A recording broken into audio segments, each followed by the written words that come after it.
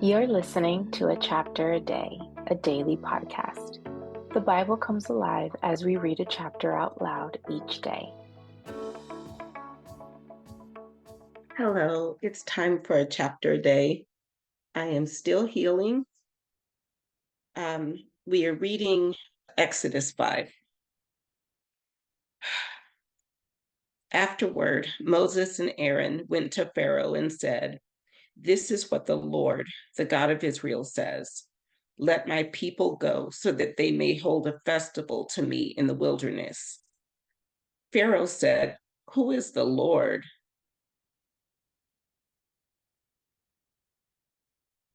that I should obey him and let Israel go? I do not know the Lord, and I will not let Israel go." Then they said, "The God of the Hebrews has met with us. Now let us take a 3-day journey into the wilderness to offer sacrifices to the Lord our God, or he may strike us with plagues or with the sword." But the king of Egypt said, "Moses and Aaron, why are you taking the people away from their labor? Get back to your work."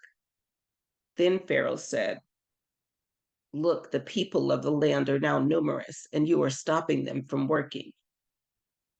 That same day, Pharaoh gave this order to the slave drivers and overseers in charge of the people: "You are no longer to supply the people with straw for making bricks.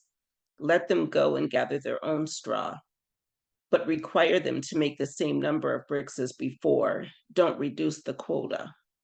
They are lazy. That is why they are crying out. Let us go and sacrifice to our God. Make the work harder for the people so that they keep working and pay no attention to lies." Then the slave drivers and the overseers went out and said to the people, "This is what Pharaoh says: I will not give you any more straw. Go and get your own straw wherever you can find it, but your work will not be reduced at all."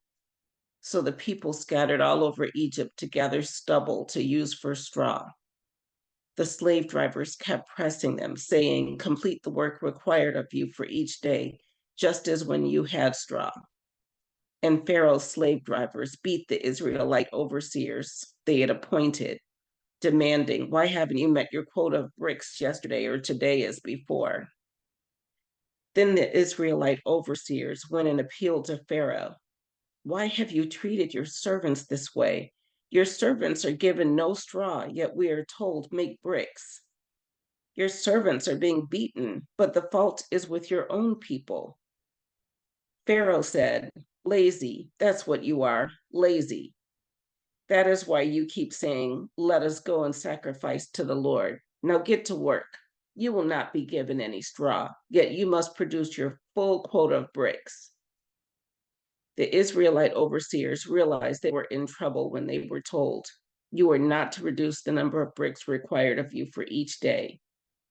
When they left Pharaoh, they found Moses and Aaron waiting to meet them, and they said, "May the Lord look on you and judge you. You have made us obnoxious to Pharaoh and his officials and have put a sword in their hand to kill us."